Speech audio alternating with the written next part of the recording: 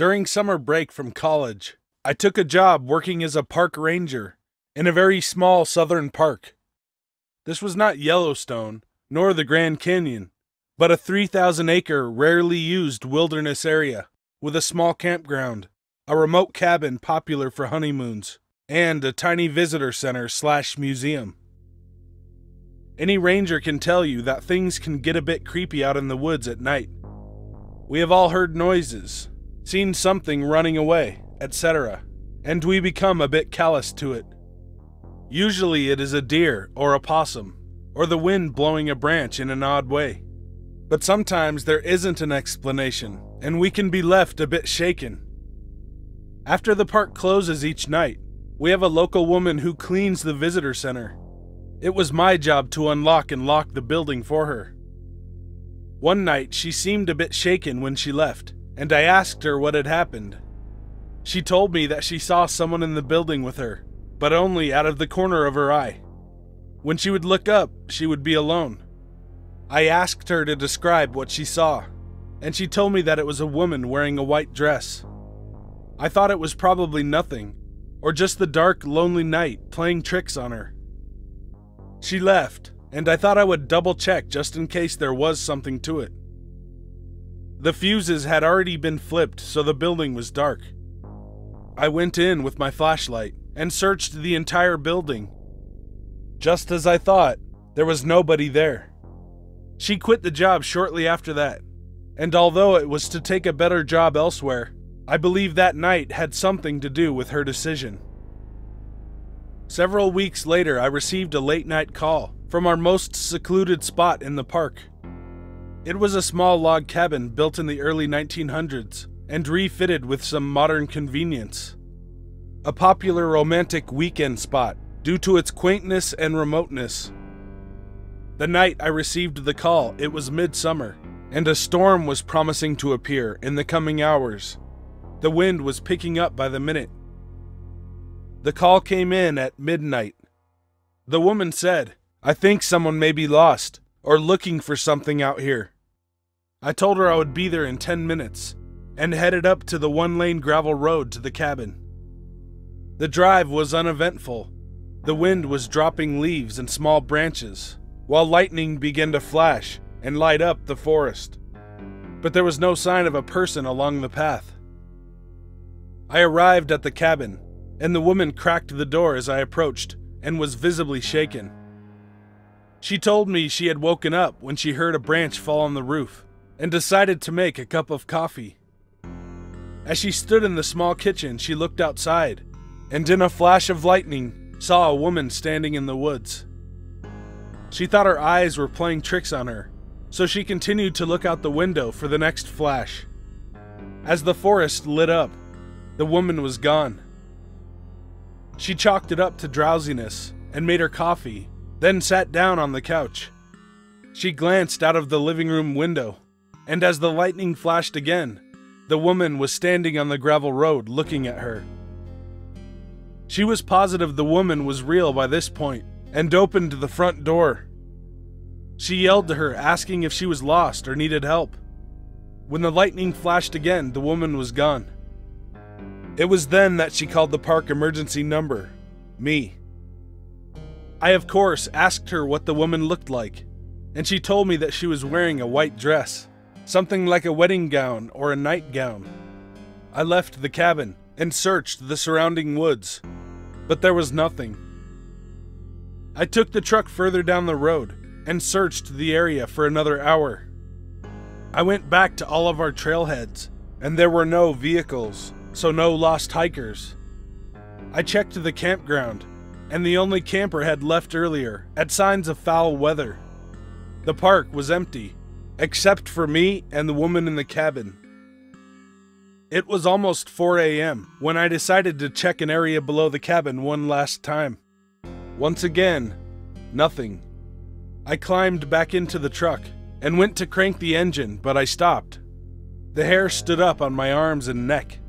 It was the familiar feeling of not being alone, the feeling of eyes upon me. I was looking forward into the darkness, and there was nothing in front of my truck.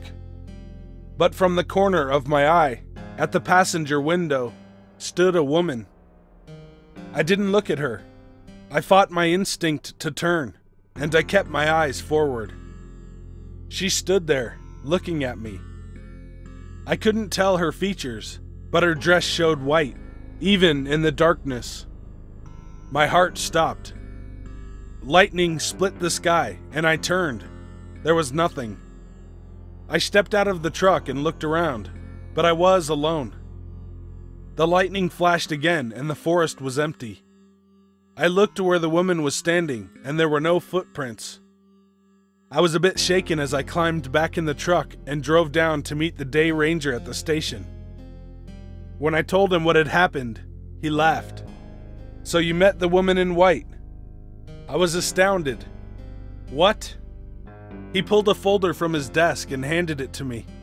Inside were newspaper clippings from the early 1920s.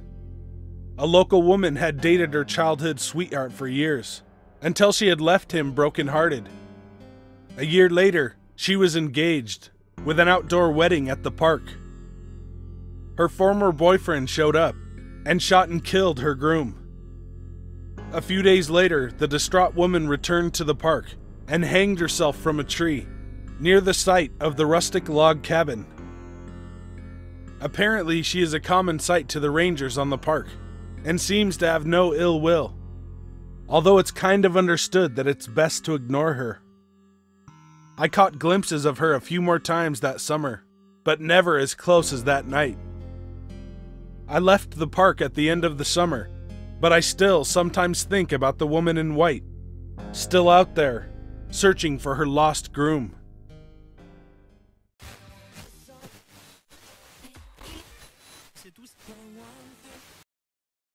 This happened about 6 years ago. I was 21, and around 6 or 7 months pregnant with my son. My ex-boyfriend and I had just moved into a new house a few months before this happened. It was a cute little house in a neighborhood really close to the sketchy part of town.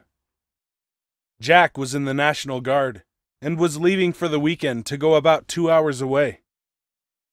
I have never been afraid of being home alone. I've actually always enjoyed it. But being pregnant and close to a shitty part of town left me feeling more vulnerable and paranoid. The evening went by fine. Nothing seemed out of the ordinary, and at 9:30 or 10 I had laid down to watch a movie until I fell asleep. Around 11:30 I woke up out of nowhere with a weird feeling. I don't remember hearing anything that would cause me to wake up, so it was odd that I did. For reference, we had a laundry/storage room and a garage that was on the actual ground level of the house. Then there are about 13 steep stairs going up to a covered porch and the front door. You couldn't see the stairs from the road, so it would be a perfect spot to sit undetected. My bedroom window was right above those stairs. All of a sudden I saw a shadow go across my window. I started to get freaked out, but I tried to talk myself into believing my sleepy eyes were playing tricks on me. As I'm staring at the window from my bed, I see the silhouette of a person slowly rise up, like they had been crouching down on my stairs. They were just standing right in front of my window for a few long seconds. I like to think I'm a pretty tough person, and I have been in scary situations before and kept my cool. But this time, I was frozen with fear. The figure then raised its hand and pressed it against the window. After what felt like an eternity, the shadow banged on the window super loud 3 times. I got up and grabbed a baseball bat in the corner of the room and my phone. Just as I was about to dial 911, I saw flashing police lights going down my street, and the figure slowly disappeared down my stairs again. For some reason, I called my mom instead of 911, and waited a minute before going over to the window to see if anyone was hiding there. The stairs were empty. My mom calmed me down, and I told her that she didn't need to come over. I didn't get any sleep that night. The next day I was going out to my car, and one of my neighbors told me a house up the street got broken into. A lady woke up to a guy in her house going through her purse. He ran outside and down the road as she called the cops. I'm guessing when the guy ran out and saw the police car coming up the road, he saw my house and hid behind the wall on my stairs because it was convenient. However, I don't know why he felt the need to bang on my window, which could only bring attention to himself, but he certainly scared the shit out of me by doing so.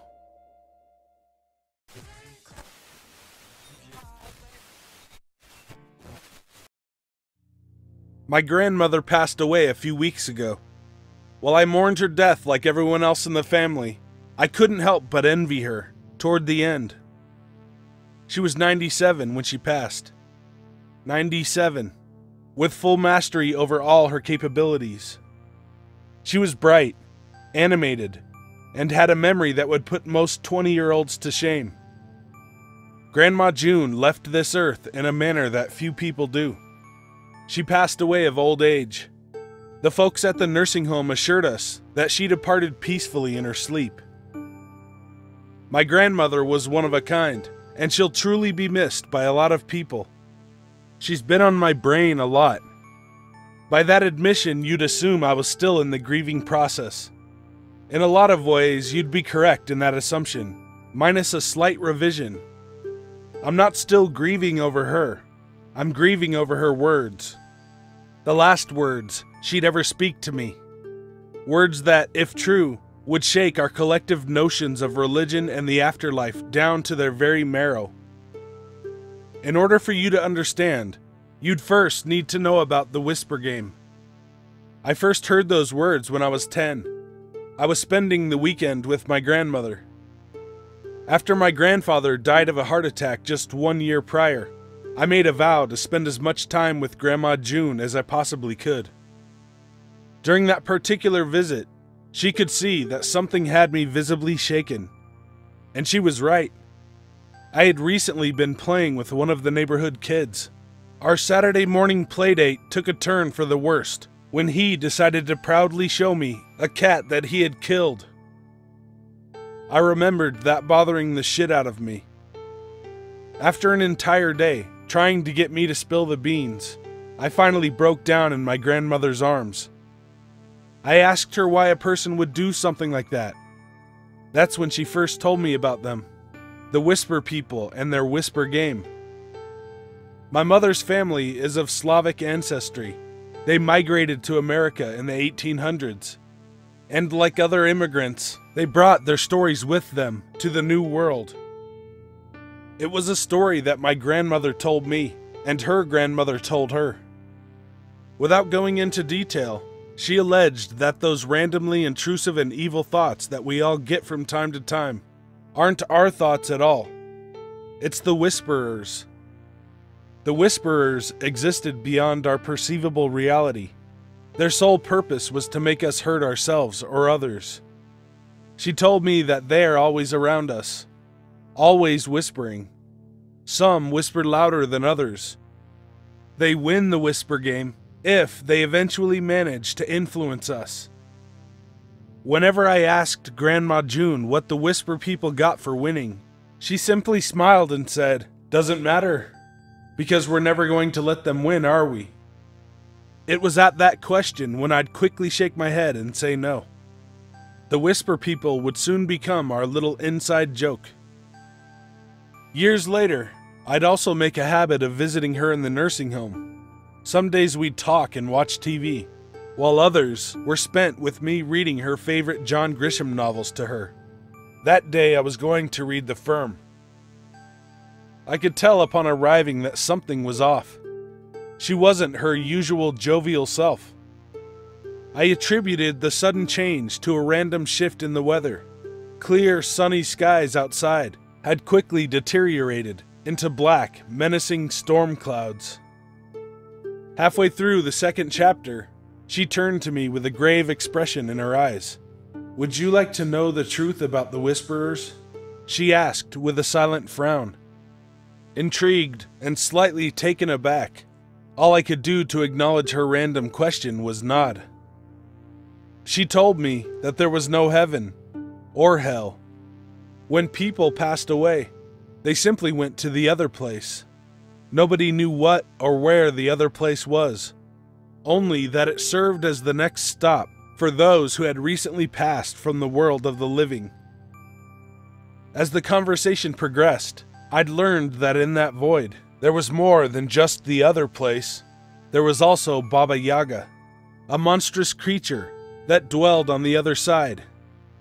Baba Yaga took great pleasure in many things, but the one thing it enjoyed more than anything else was disrupting the world of man.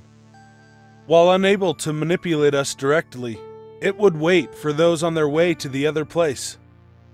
Because they were once human, these wayward souls still held a weak connection with the physical world. Baba Yaga would capitalize on this connection by presenting an offer to those who'd listen. She'd send those spirits back into the world, under the condition that they'd whisper into the ears of the living. They'd whisper day in and day out, until they found someone susceptible to their influence. If they were able to convince a person to either kill themselves or another, Baba Yaga would use dark powers in the other realm, placing that spirit inside the body of a newborn baby. My grandmother said that for every soul that passed into the other place, 2 would stay behind, taking Baba Yaga's offer. They'd be doomed to wander the earth until they achieved their end of the bargain. The whole thing was a vicious cycle, a hell in itself, once you realized the futility of it all. Those spirits had become so desperate that they'd force others to kill, just for another chance at life. A life that, inevitably, will end itself. This was the true nature of the Whisper game. It was all a sick joke, orchestrated to amuse only one. My grandmother told me that she was afraid that Baba Yaga would be there waiting for her, that she wouldn't be able to turn down the offer. I couldn't tell if she was pulling an elaborate prank, or if she actually believed the words that were coming out of her mouth. I'd never find out. She died 2 days later. While that was our last time speaking, those weren't her last words to me. Her last words came in the form of a voicemail that I'd received a few hours before her death. I was busy at work, so I'd had my phone on silent for the duration of the day. When I finally checked my messages, her voice caught me off guard. She never called. The message was simple and brief. "We can't let them win. Isn't that right, kiddo?" Her tone was chipper and optimistic. She sounded like she always did. I'm writing this because a couple of days ago, I had these thoughts. Really horrible thoughts. Don't get me wrong, I've had intrusive thoughts before. We all have. But this was different. This was way more vivid, more intense. I was at a restaurant having dinner with my girlfriend, when I suddenly had the overwhelming desire to stab her in the eye with a steak knife, and then slit my own throat. The urge was so jolting that I ran into the bathroom, just to catch my breath, and splash some water on my face. In the seconds after drenching myself, I glanced at the mirror, catching a glimpse of a figure that would vanish only a fraction of a second later. It was my grandmother. She was standing there, with her head cocked to the side. Her mouth hung open, as if her jaw had been unhinged. And then there were the eyes. Her eyes looked as if they had been replaced with clear glass marbles. When I was a kid, I always wanted to know the truth about the Whisperers. Now I do. We are the Whisperers.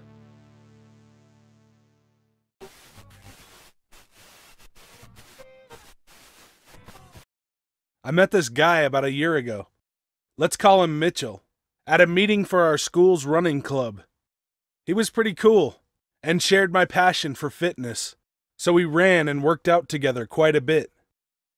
Mitchell and his family are very devout Christians, but I soon realized that many of the practices they engage in can be considered quite extreme. For example, when news of Pokemon Go were first released a few months ago, I casually mentioned my love for the cartoons as a child. He suddenly got extremely aggressive and told me that his father had burnt all his Pokemon toys when he was younger, and that Pokemon came from the devil. Another time he didn't show up to school for an entire week. When I asked him about it, he explained that he had had a vision that the family was in danger, so they all stayed home that entire week.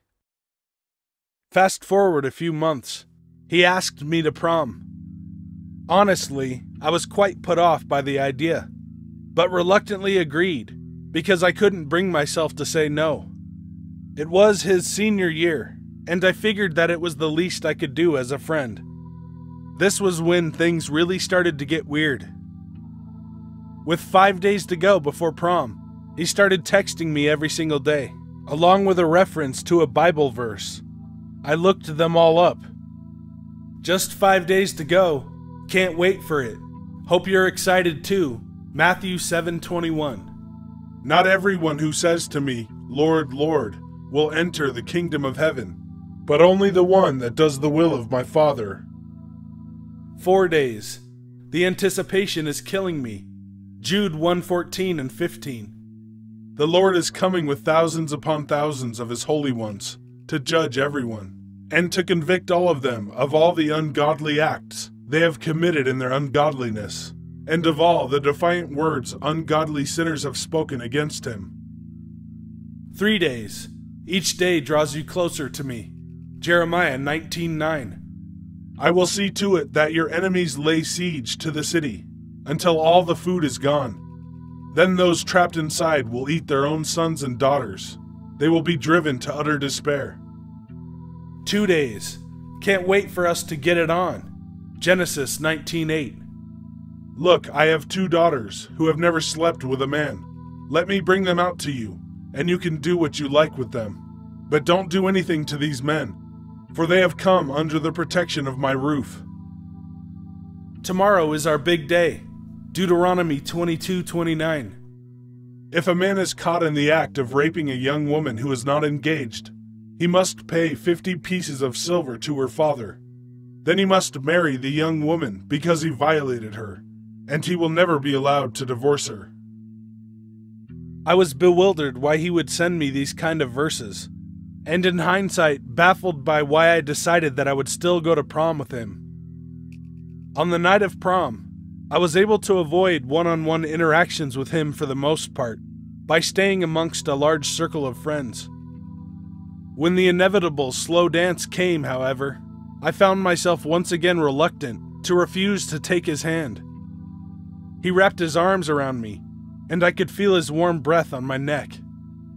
Suddenly, he started whispering songs of worship in my ear. I recall one of the lines being something like, "Those who do not believe will burn in hell eternally." As you may expect, I just wanted to get home after prom and never have to see him again. However, since his father picked us up, there was nothing I could do when they insisted that I have supper with their family. When we got back to their house, and I am seriously never going to forget this moment ever, Mitchell looked me dead in the eyes, smiled, and said, "It's time. You've been chosen." I looked out the car window and saw his mother, sister, and brother standing single file holding hands and smiling at us. I noped the fuck out of there and ran to the nearest gas station, where my mother picked me up. I hope I never see him again.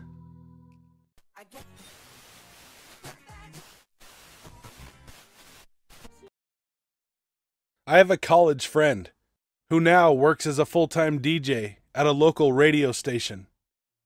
During one of our get-togethers, he shared this story, which happened to him on Halloween last year. My friend, let's call him Wade, has been a DJ for this local station for almost 6 years now. The station was located in one of the oldest buildings downtown. Typically, Wade's shift is 3 to 7 p.m. However, that particular night was different. It was actually his day off, so he didn't expect the station manager to call him in and say that he had to sit in for another DJ who called in sick. Needless to say, Wade wasn't thrilled. The night shift was pretty boring. Most of the DJs would just load a list of songs without much talking, and he knew it would bore him to death. Besides, he was popular among listeners as somewhat of a talker. Wade was unfamiliar with the silence that greeted him when he parked his car in the basement. Usually he had to fight off other people for a parking space, but tonight it was eerily deserted. He shrugged off the sense of dread and headed towards the elevator right away. This elevator is unusually slow. When it finally opened on his floor, he was surprised to find that only the small incandescent lights on both ends of the long hallway were lit. Did they decide to close for the night? He glanced around, looking for any signs of life. They're supposed to be on air 24/7. Wade jumped when a hand grabbed his left shoulder. It was Jerry, the custodian. "They told me you'll sit in for Rick tonight," Jerry quipped. You scared me. Anyhow, where have you been? You've been gone for a while. Wade liked Jerry, an older man in his 50s. He's been the building custodian for a long time, and was one of the most trustworthy people in the workplace.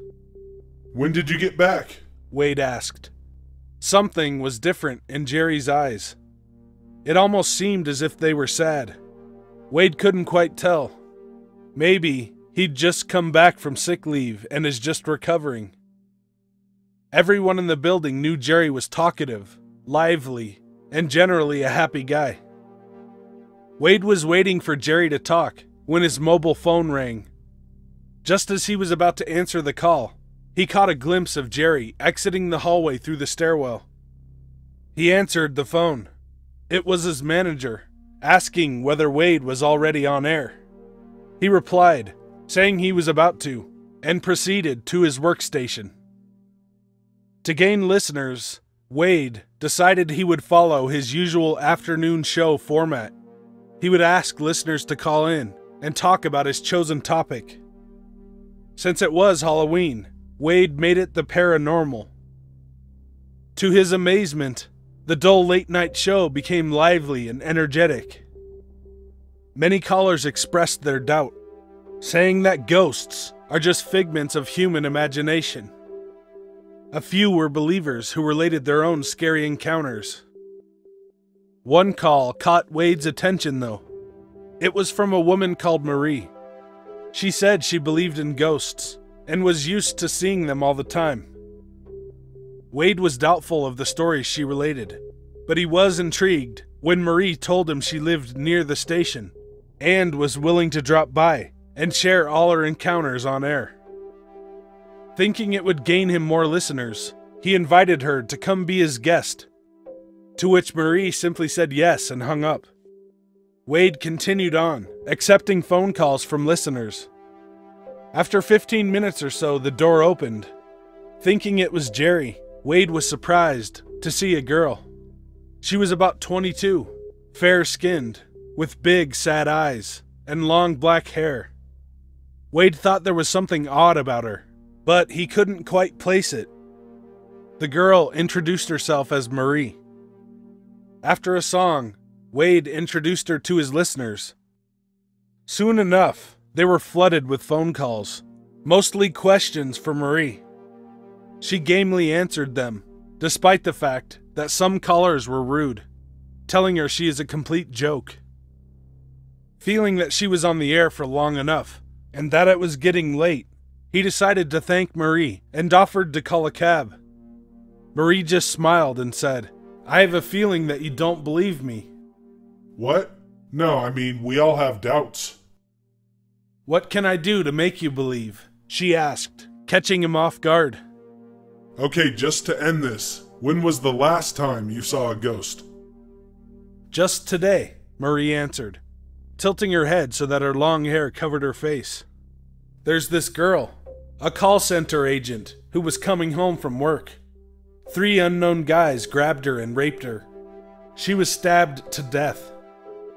Wade thought he could almost hear Marie whimpering. Then, almost at a whisper, she continued, "One of them gouged out her left eye." That's terrible. Did the ghost tell you who the men were? Have you gone to the police? Wade couldn't believe what he was hearing.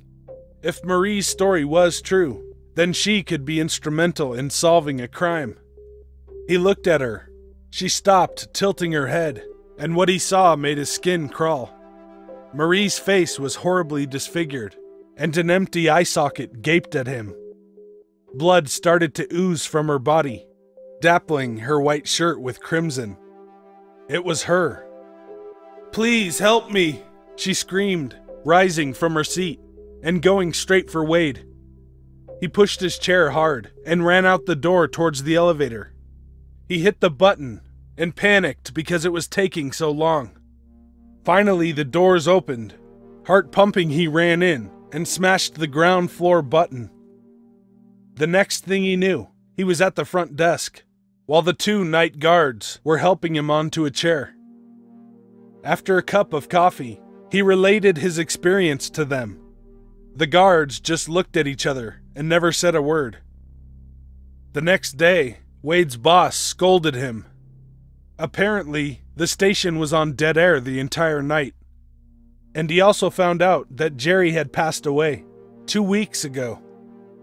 Wade never worked a night shift again.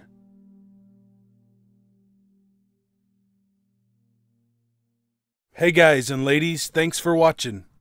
If you want me to tell your story or read a creepypasta, email me at the address in the description. Be good to animals, even people. So Scout, Snamot, Barksbus, Herish. Okay, we're gonna get in, get the money, and get out. Okay. Okay, put your mask on. Ready?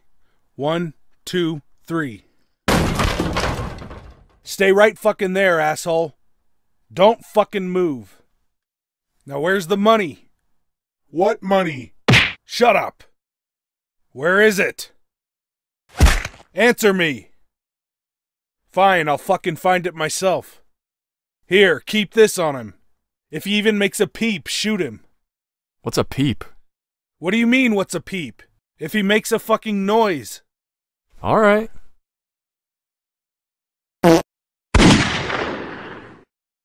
What the hell happened? He farted. Well, Jesus. Let's get the hell out of here.